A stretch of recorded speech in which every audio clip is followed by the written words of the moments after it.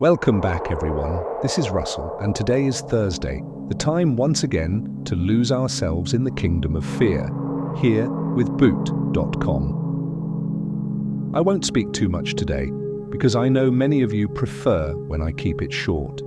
Honestly, even I get scared sometimes when I talk too much these days. But let me say just one thing. Heartfelt respect and love to all of you who stood beside the victims of the floods.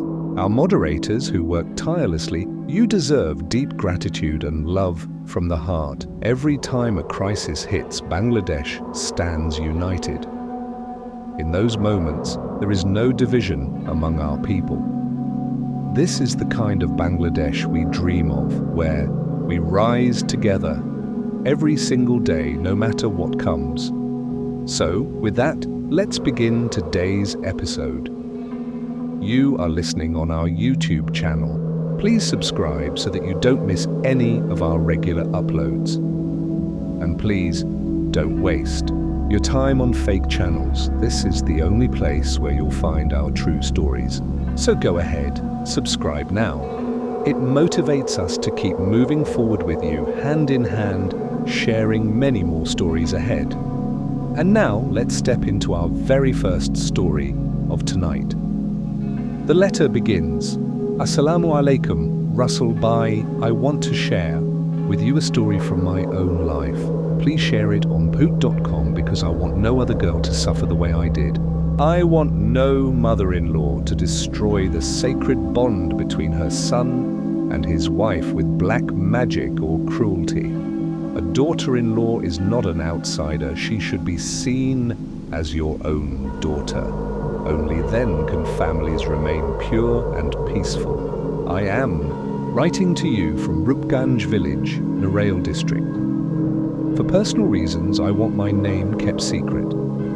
Please understand, this isn't just about entertainment. It's about a social responsibility.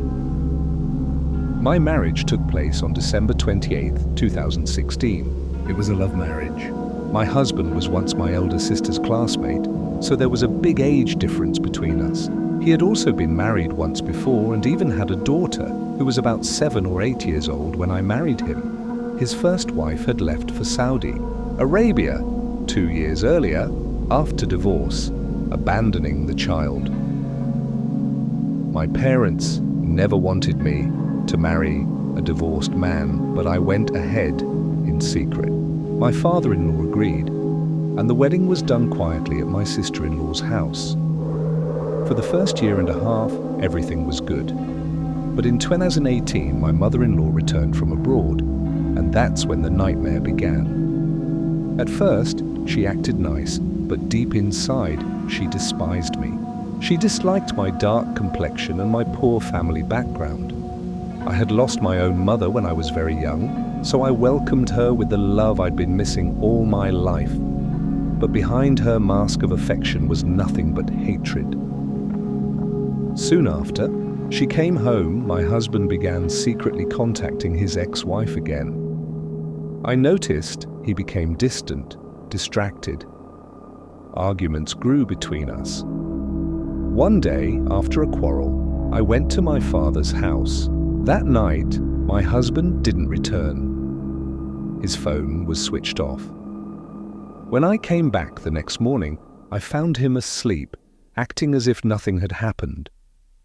But from then on, things grew worse. Within weeks, my husband, once so loving, began hating me. He even beat me badly.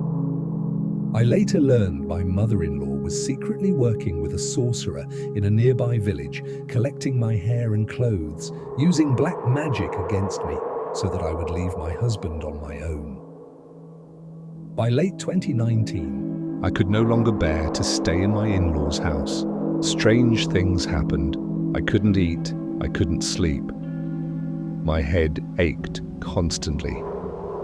At night, I saw dark, shadowy figures hovering over me. Sometimes I felt like tearing my own hair out. I spent nights sitting by the pond, crying endlessly. My father grew suspicious. He took me to a religious scholar, Hujur Sheikh Muhammad Zohir Uddin, who revealed the truth. Black magic had been cast on me. A Tawiz amulet was placed on my hand to protect me. For a while, I felt normal again, but one night, the Tawiz disappeared from my wrist, and instantly I was back in my father's house, desperate to file for divorce. Things got darker. 9 separate Tawiz were later discovered hidden around our home, under the stove, in the walls, in the pillow, in the garden. Each one designed to destroy me, to drive me mad, to separate me from my husband. I stopped eating, I grew weaker. My husband and his mother abandoned me. My father rushed me to the National Institute of Neuroscience in Dhaka. The doctors said I had no physical illness, but I knew my soul was trapped. Eventually, the Hujur performed a cleansing ritual. During the exorcism, I lost consciousness. A spirit spoke through me, demanding something in exchange for my health. It wanted one of the most precious things in my life. After much pleading, the deal was made. It would take my eyesight. From that day, I began to lose my vision. I have been to countless doctors, hospitals, even to India for surgery, spending lakhs of taka. But nothing worked. Since 2019, my eyes have grown so weak that I can barely read a book or even trim my own nails. I type this to you, Russell Pye, with great difficulty because I can no longer see properly. Yet despite everything, I pray for my mother-in-law. I pray that Allah guides her. My husband has changed now. He takes care of me and we live together in Dhaka. But I have no children. Perhaps that too is part of the curse. Still, I live with hope that one day, even my mother-in-law will understand and accept me as her daughter. Thank you for sharing this deeply personal story. It is full of emotion and pain, yet also faith and hope. I pray that you recover your health and find peace, and may your wishes be fulfilled by the grace of Allah. And to my listeners, this was only the first story of tonight. Stay with us for more. Assalamu alaikum, dear Russell Pye and respected listeners. I hope you are all well. My name is Sohag from Gopalganj, Sadar, Gopalganj. For my studies, I live in Khulna. Because of circumstances, it's not possible for me to go to your studio, so I decided to write it down and send it instead. If you like it, please read it out loud. I am one of your regular listeners. Earlier, I used to follow Boot FM and now I listen to Boot.com. Honestly, this show has become like an addiction for me. Without listening to it at night, I can't even fall asleep. Every night, I play your episodes on YouTube, put on my headphones, and slowly drift into the land of dreams.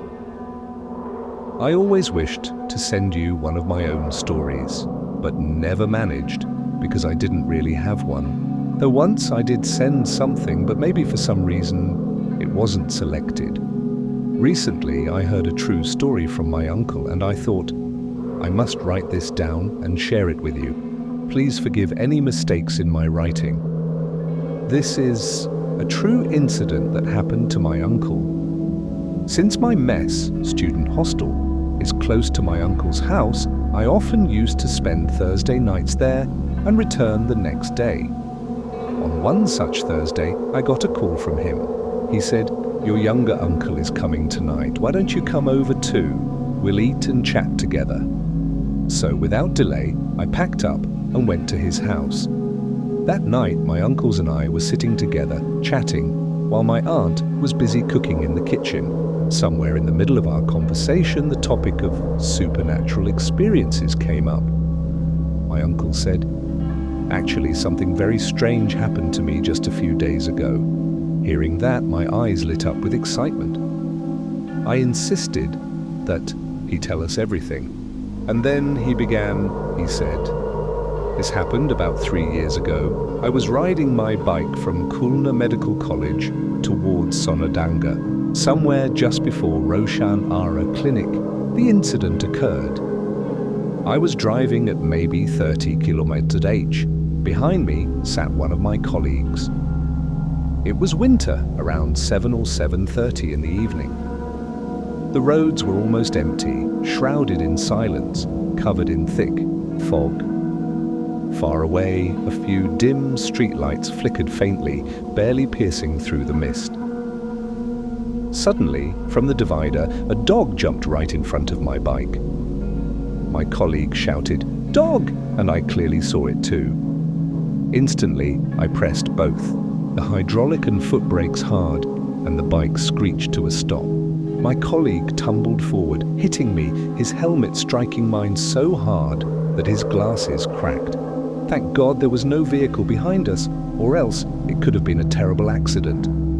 We both got down immediately and started looking for the dog. I was sure it must have been injured badly. It had jumped right in front of us. But strangely, there was no dog. Not on the road, not nearby, nowhere. Confused, we kept searching. Just then, from the side of the road, an elderly man called out to us. In a deep, strange voice, he said, "Son, whatever you're looking for, you won't find it." I told him, "Uncle, a dog just jumped in front of our bike, but now it's gone. We can't see it anywhere." He smiled faintly and said, "You're lucky. You've been spared from a big disaster. Keep taking Allah's name and go home. What you saw wasn't a dog. Many have seen strange things here." His words, his tone, so mysterious, so heavy, they sent a chill through my spine. I didn't argue further. I quickly started my bike again, but fear had already gripped me. My hands and feet were trembling. Even in that cold winter night, sweat was dripping down my face. I somehow managed to ride home, praying under my breath the whole way. After that, for almost a week, I couldn't even touch my bike. And even today, whenever I ride at night, my heart pounds. I feel as though at any moment that same dog will leap in front of me again. At this point, my uncle paused. I asked him, "Has anything like this happened to others at that place?" He nodded and said, "Yes, many others have faced the same." The very next day, I wrote about my experience on Facebook. Dozens of people commented saying they had seen similar things at the same spot. Later, I also found out there's actually a graveyard nearby. That's why so many unusual sightings occur there. Some see strange animals, others see human-like figures, even small children crawling on the road. Many drivers have been in accidents too. This was the full incident my uncle shared with us.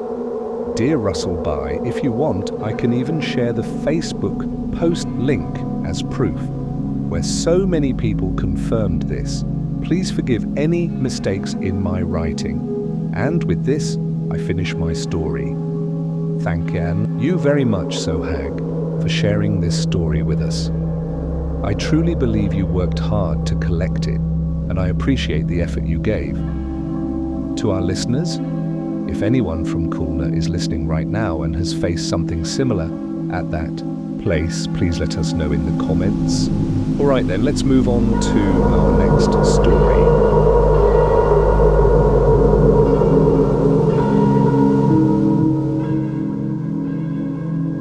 Welcome back once again, everyone. This is Russell, and I'm greeting you all. The time now is 12:09 a.m. Tonight, I'm hosting the show from outside Dhaka. It's not for any special event, just that I had to come outside the city, and I'm broadcasting from here. I hope you all are listening clearly. And you know what? Thanks to Shadin Music app, this show can now be done from anywhere in the world. Oh, one more thing. Let me share a small update with you about Shadin Music. We've recently opened a beautiful new office, and very soon, inshallah, we'll do a live session from there so that you all can see it. Looking forward to meeting and talking with you all directly. All right, let's not stretch this further and move on to tonight's second story. Let's listen together. As written by the listener, I'm reading it exactly the same way. Assalamualaikum alaikum, Russell Bai. I hope you are well. I didn't even ask, how are you? Because I know you always stay on the side of good. This is Shakil Ahmed, speaking from Rajshahi City, Newmarket, 6th floor. A few days ago, I had sent one story, but maybe it wasn't selected for some reason. Still, with a little hope in my heart, I'm writing again. Please forgive me if there are any mistakes in my writing. I'll be very happy if you read this story out for the listeners. It will encourage me to keep sending more. Right now, I'm preparing for my final diploma engineering exams. One day, I went to college to collect my admit card. After collecting it, as I was about to leave, I suddenly met one of my very old friends. We started walking together talking. His name is Hridoy from Atraithana, Naugaon district. He was one of my closest friends because when we first got admitted into college, we stayed in the same hostel, same department, and even the same room. That's how we became like brothers. While walking, I asked him, "Friend, why does your body look so weak nowadays? Are you sick?" He smiled sadly, took my hand, placed it on his right arm just above the elbow, and said, "Do you feel this?" "Can you guess what it is?" Through his shirt, I touched and replied, "Feels like a locket, maybe a talisman?" He nodded. "Yes, my friend, it's a talisman, because black magic has been done on me." Hearing that, I was secretly excited. Finally. A black magic story, something I had been searching for to send to boot.com. I immediately asked him, "Please, tell me in detail what happened." Hridoy started speaking, but I stopped him. "Not here on the street. Let's go to the tea stall at Bornali. We'll sit, have tea, and then you'll tell me everything." So we sat near the railway line with 2 cups of tea, and then he began to narrate his story. Hridoy's story, he said, "From childhood, I've had many strange experiences, but in 2018, something terrifying happened.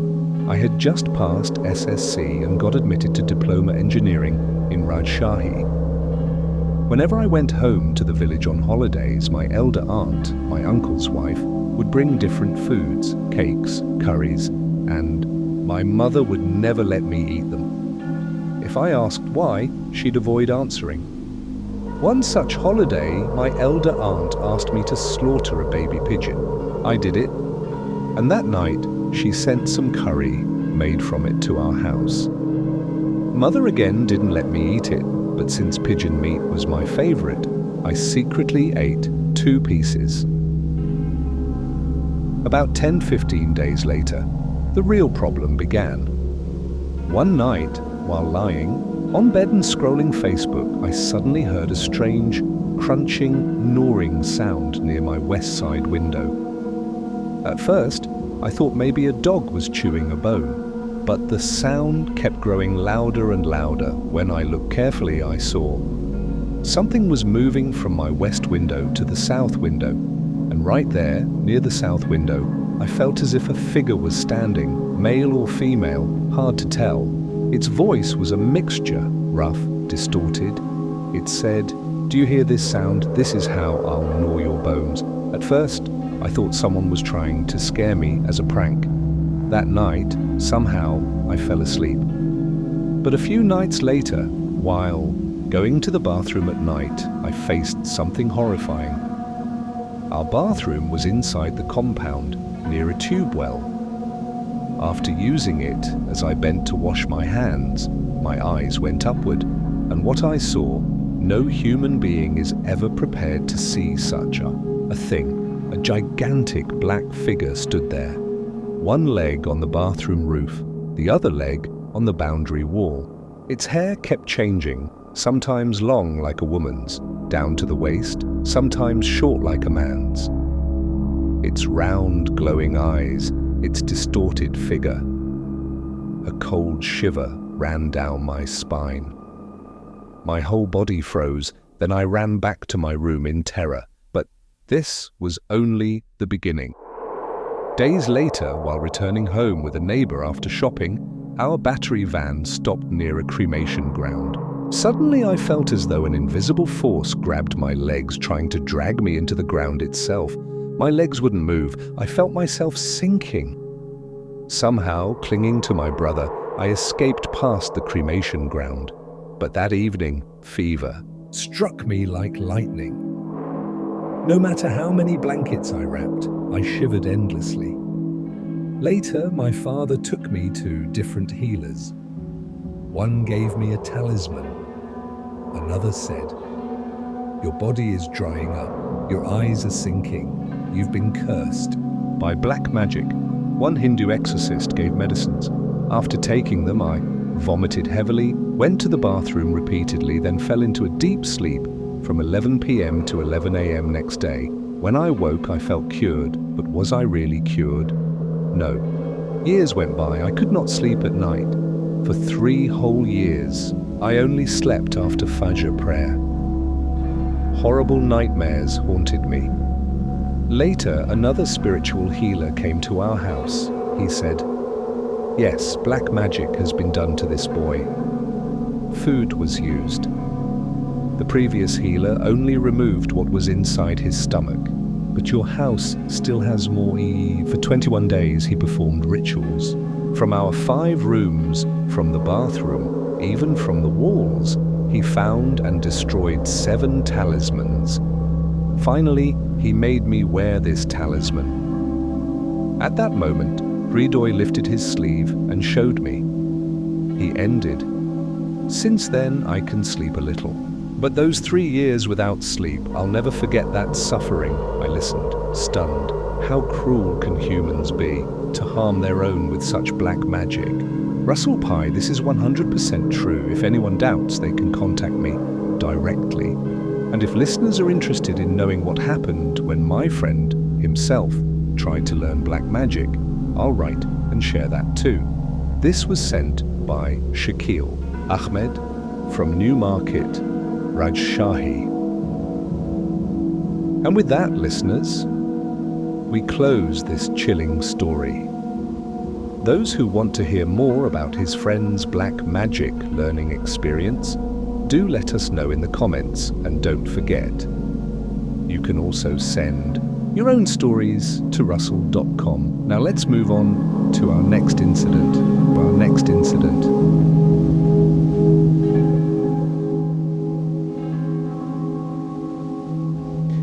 Welcome back once again, everyone. This is Russell, and just a while ago we listened to that incident from Rajshahi's 6th floor.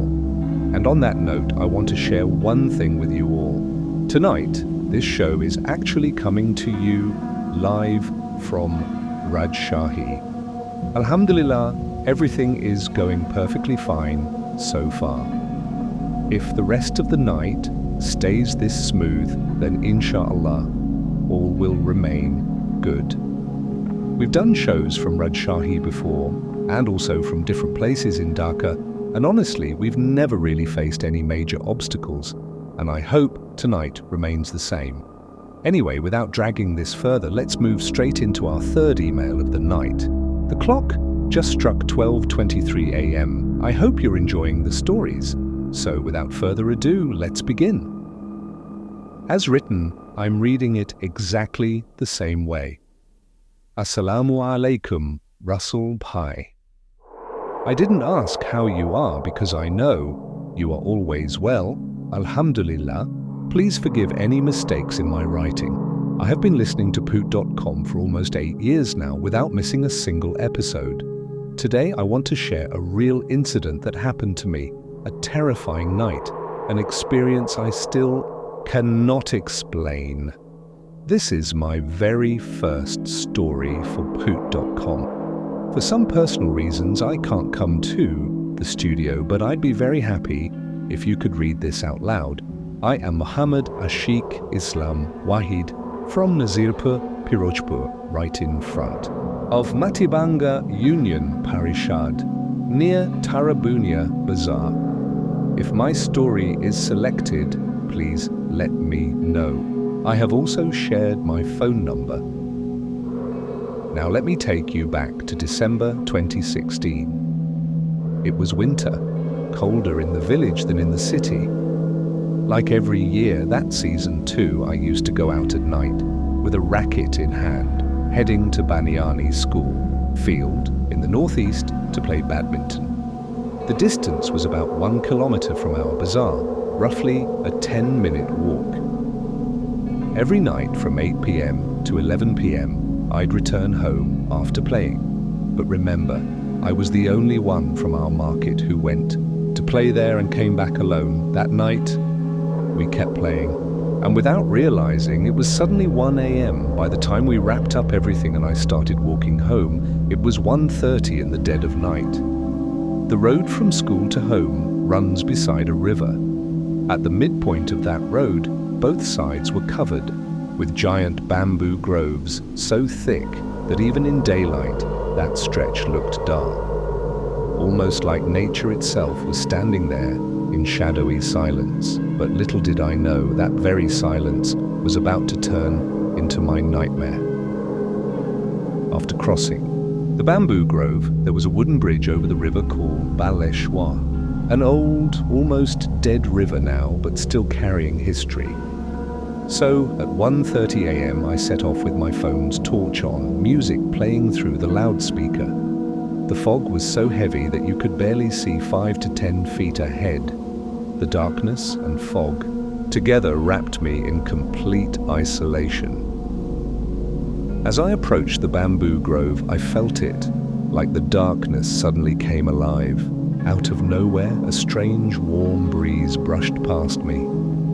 It whispered in my ears, sent chills down my body. And then, an awful, suffocating stench, like rotten fish.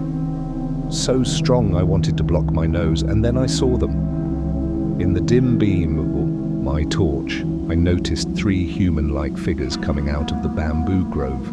They walked past me and then suddenly stood right in front of me, blocking my way, and what I saw next, I was not ready for. Before my eyes, the 3 human shapes transformed. 2 of them turned into cats, 1 into a dog, but their faces... Oh, those faces! They didn't look like earthly creatures. Their eyes burned, blood red, filled with rage. Their bodies twisted, monstrous. I froze. My whole body shook. As I tried to pass, they stood in my way, blocking me. The night was deathly silent, only crickets in the background, and those glowing red eyes fixed on me. The stench was unbearable. My chest tightened. I don't know how long I stood there. My legs wouldn't move. My body drenched in sweat despite the cold. It felt like I was losing control of my own body. I closed my eyes and tried to remember Allah, tried to recite verses, but nothing came out of my mouth. My tongue was locked, my voice gone. Finally, in sheer desperation, I leaped forward, straight over their heads and started running like mad, but then it felt like invisible hands grabbed my legs from behind. My feet refused to move, and in a harsh, guttural voice, I heard them. "Why did you wake us? Why did you disturb our sleep?" The voices tore through my soul. I wanted to scream, but no sound came. I felt so small, so helpless in the middle of that cursed darkness. I ran shouting, "Allah, Allah," with every breath. Behind me, I could hear their growls, their heavy breathing, like predators that hadn't tasted prey in 1,000 years. That 10-minute walk felt endless. I didn't know how long I ran, minutes, hours, until finally I crashed into something and fell flat on the road. My right ankle twisted badly. Pain shot through my body.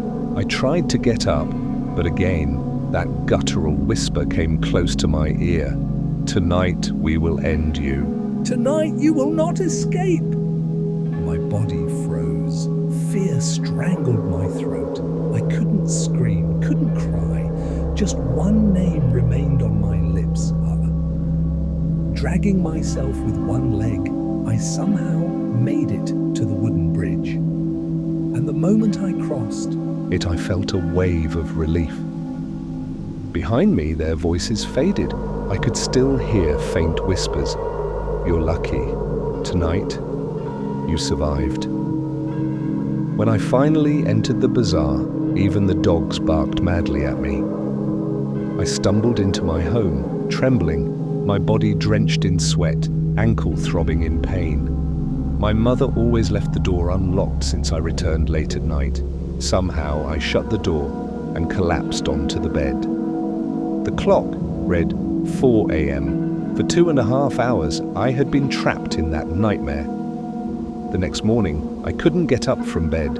Fever burned through me. My ankle was swollen. The doctor came, gave injections, medicines. I told everyone I twisted my leg while playing badminton, but deep inside I knew the truth. Later, I confessed everything to a local imam. I won't mention his name here. He told me they were ancient, evil jinn. You're lucky you survived that night. He gave me ruqya, blessed water, protective rituals. Slowly, I recovered. Alhamdulillah, I survived. But from that day on, I never went back to play badminton in that school field. This was a 100% true story. Only those who have faced such horror know the unbearable pain of fear, and let me tell you this. If I wanted to make up stories, I could have sent you 15 or 20 by now in these 8 years. But no, I never will. Inshallah, only truth. Thank you, Russell Pye, for reading this. Thank you, listeners, for hearing me out. I have many more stories about the Balashwar River. Someday, inshallah, I'll come to the studio and share them myself. Please keep me in your prayers. Muhammad Ashiq Islam Wahid from Pirojpur. Thank you so much for sharing this chilling experience. I hope our listeners also felt the weight of your fear tonight. And yes, we encourage everyone to keep sending your stories with your name, address, and phone number. The time now is 12:30 a.m. I'm Russell, with you as always. And since so many of you are tuned in tonight, it feels right to read one more email. So let's move straight into our final story of the night.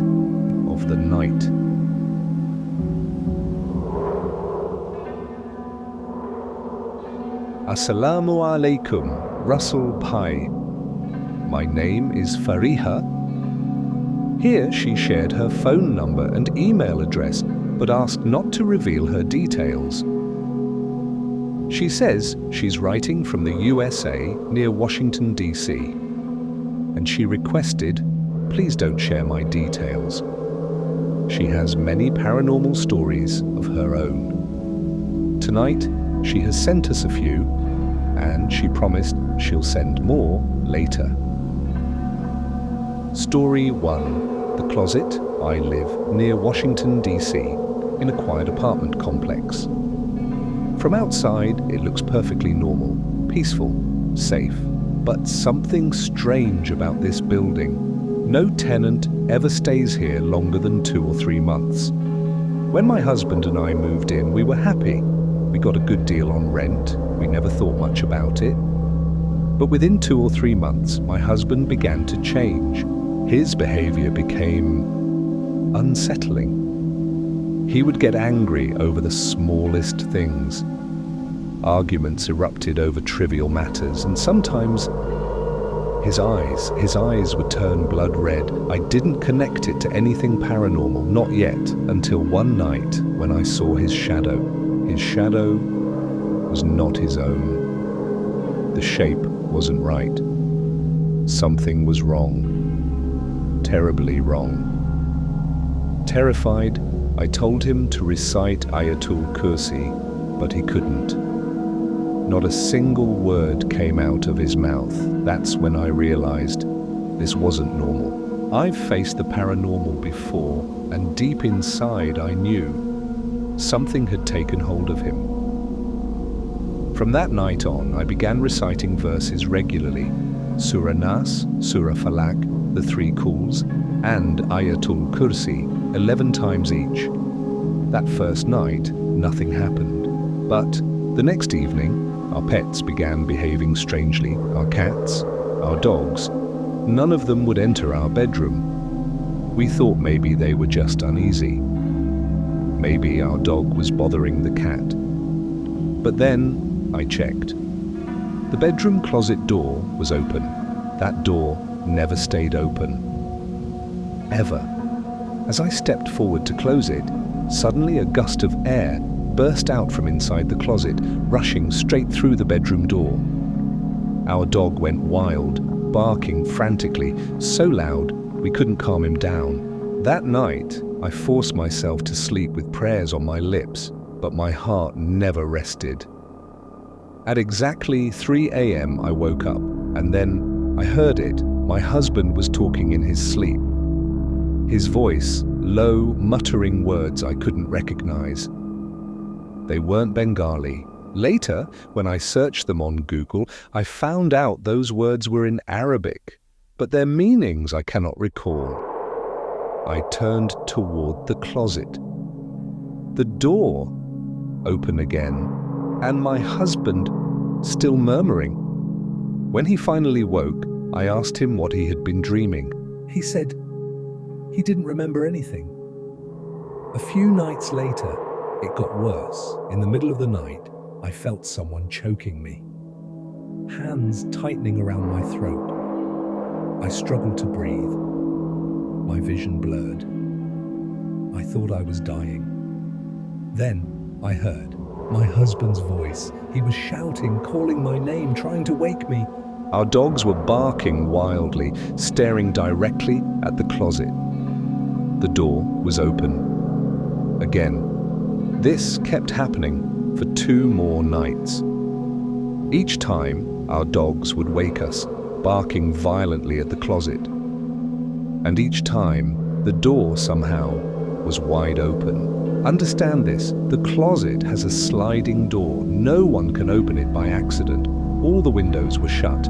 There was no breeze. This was impossible. Finally, we told our parents. They advised us to play Surah Baqarah on TV at night while we slept. That night, we left the remote on the nightstand. Surah Baqarah played as we drifted off. But around midnight, our dogs woke us again. My husband turned on the light, and once more, the closet door was open. Even more terrifying, Surah Baqarah had stopped playing. The TV was on another surah entirely. Someone, or something, had changed it. We couldn't understand how. Later we consulted an imam back in Bangladesh. He strictly warned us never to miss our prayers, not even a single salah. We followed his advice. Since then, alhamdulillah, things have calmed down. The disturbances have lessened. But yes, we are still living in that same apartment. Story 2. The white deer. This story belongs to my husband.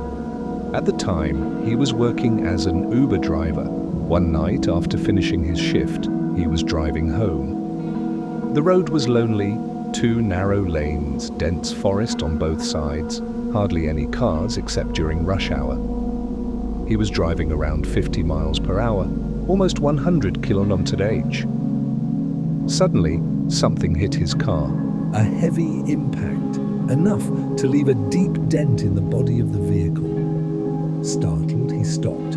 He looked around, but there was nothing. No car, no animal, nothing at all. At that speed, if an animal had collided, it would have been killed instantly. But there was no trace. Confused, he returned home and told me everything. We saw the dent, it was real. Something very big had struck his car, but what? A few days later, while driving on that same road, he saw it. A massive, glowing white albino deer. It stood silently on the roadside, watching him. And then slowly, it disappeared into the forest. We later learned through research that this area once belonged to Native Americans. Many of their rituals and sacrifices took place there. And, according to their beliefs, the white deer is a sacred spirit. That very forest had witnessed brutal massacres of Native Americans. And to this day, people sometimes see the white deer. Why it appears, no one knows. Story 3. The Champa Tree. Jin, this happened years ago when I was in 10th grade. Back then, we lived in Chittagong. My father was a senior government officer, and we stayed in a large government bungalow built right on top of a hill. The entire area was known for paranormal disturbances. When we first moved in, we noticed something strange. Around the house, small clay pots were buried in the soil, each sealed with verses of the Quran written inside. The doors of these pots had been carefully closed off. We didn't understand their purpose, but one day, painters came to renovate the house. They removed those clay seals. That very evening, everything changed. It was summer, and just after sunset, a power cut plunged the area into darkness. I stepped out into the veranda for fresh air. There, in one corner, stood a massive champa tree. Its white flowers filled the night with a sweet fragrance. I stood beneath it, enjoying the breeze, when suddenly someone threw sand at me. No, not just sand. A handful of tiny stones mixed with dust, hitting me hard. I screamed. My father rushed out. The champa tree was shaking violently, as if caught in a storm, but every other tree around us stood perfectly still. Not a single leaf moved. My father dragged me inside. The next day, 4 imams came. They sealed the house with verses again and hammered nails into the champa tree. Even the other large trees were nailed. But still, that one champa tree kept moving, night after night. The imams confirmed Jinn lived there, and removing those clay seals had unleashed them. They warned me never to step outside with my hair uncovered, never to stand under that tree again. Days later, I was on the veranda with my father. We saw it together, a figure, a black shadow swinging from a tree branch. Its eyes huge, round, glowing green. It swung back and forth, back and forth, back and forth. My father whispered, "Don't make a sound." We stood frozen, watching, and then, just as suddenly it vanished. That was only one of many incidents. In that place, such horrors became almost a part of daily life.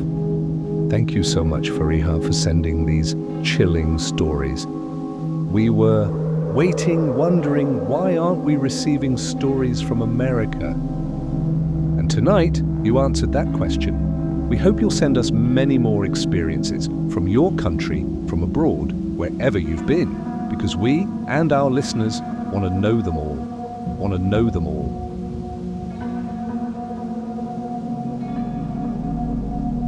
Assalamu alaikum, Russell Pai.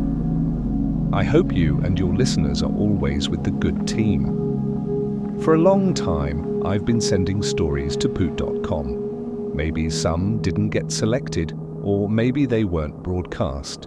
But today, once again, out of love, I'm sharing another incident with you. This happened to my elder maternal uncle, who is no longer with us. I am Muhammad Hridoy Ahmed Yamin, speaking from Narsingdi. My uncle was an expert at fishing in our ancestral village. During the rainy season, when water flooded the land, everyone in the village went fishing with nets, with traps, with hooks. And my uncle, he was always one of the best. In the daytime, he'd fish with nets. But at night, he would go alone with a torch in one hand and a spear-like tool in the other, walking through the water banks, hunting fish that came close to the shore. And one rainy season night, everything changed. That evening, around 9 p.m., He set off as usual with his torch and a bag to carry the fish. Walking through flooded paths, he fished his way towards the far end of the village. There was moonlight that night. My uncle had already caught a good amount of fish, but then he made a decision. He wanted to cross over to the other side, an area known locally as Panguti, a place where many strange things had happened before. People avoided it at night. But my uncle, brave as always, thought, if no one else goes there, maybe there will be more fish for me. So he crossed the deep water, clothes tied, up high, spear in hand, torchlight cutting through the fog. Hours passed. 10 o'clock. 11 o'clock. He fished and fished, not realizing how far he had gone. Eventually, he found himself near another village, near a place people feared, Bagmara Bridge, a haunted spot. As he approached the bridge, he suddenly heard it, the sound of a baby crying. At first, he thought, impossible. In this deserted, moonlit, flooded land, how could a baby be crying? But the sound grew clearer, closer, coming from under the bridge. Shining his torch, he saw it. A small bundle. A sack. And from inside, the unmistakable sound of a baby crying. My uncle's heart sank. He thought maybe some cruel parents abandoned their newborn here. With human instinct, he picked up the sack. Inside, wrapped in plastic, lay a baby. Tiny, fragile, helpless. The moment he touched it, the crying stopped. He thought maybe the baby felt safe in human hands. Carrying it carefully, he turned back toward home. And in his other hand, he held his bag of fish, but as he walked, he noticed something strange. The bag of fish was getting lighter, step by step, lighter and lighter. At first, he thought maybe his hands were tired, or maybe he switched hands too many times. But then, when he finally shone the torch inside, his heart froze. The bag wasn't full of fish anymore. It was full of bones, heads, tails, scraps, as if something or someone had devoured the fresh catch, leaving only remains. Terrified, he turned to the bundle in his other hand.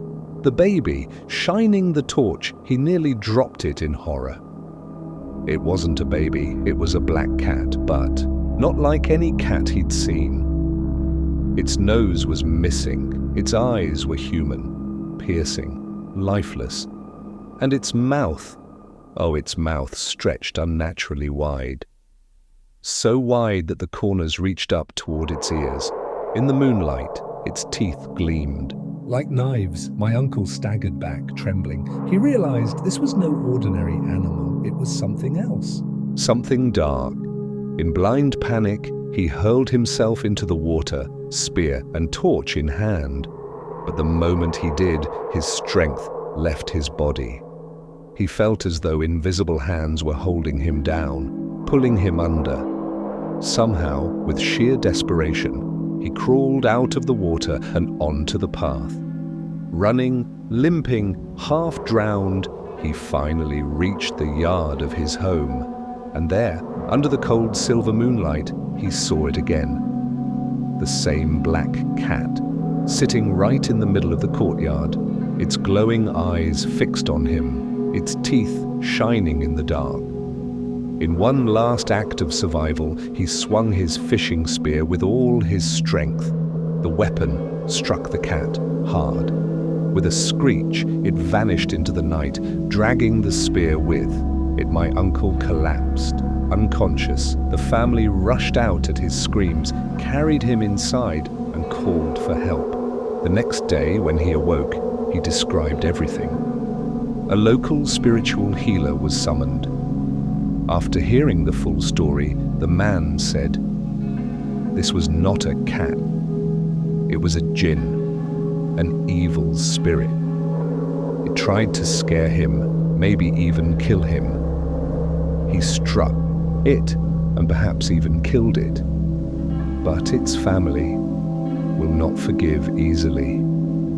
The healer warned my grandfather, marry him soon, before 4 months pass. Otherwise, the jinn will take him. But fate was cruel. Though a marriage was arranged, it was delayed. 5 months later, the cow given as dowry died suddenly, and just days after, my uncle too passed away. The healer later said, "I told you, the jinn's family has taken its revenge. If the marriage had happened in time, he might have been saved, but now it is too late." From that day, our family was left shaken, grieving, haunted by the memory of that cursed night. This, Russell Pye, was the story of my uncle. A true story passed down from my mother and grandmother. I am just a small listener. I may not be a great storyteller like others, but from the heart I wanted to share this with you all. Please forgive any mistakes. And to all my fellow listeners, Sabith, Sifat, Afnan, Babu, Roman, Tanvir, Tushar, and especially Rahman Bhai, who once used to send us such amazing stories, I send you my greetings. I pray Bhoot.com continues for years. May we always stay together in the good team. I am Yamin from Narsingdi, Dokhuda Hafez. Welcome back once again, and thank you so much for staying with us till the very end. Wishing you all the very best, always. To stay updated with our latest stories, don't forget to subscribe to our YouTube channel. Together, we'll walk a long way ahead. That's all for tonight. Stay well, stay healthy. And most importantly, stay with fearcast.x. Good night.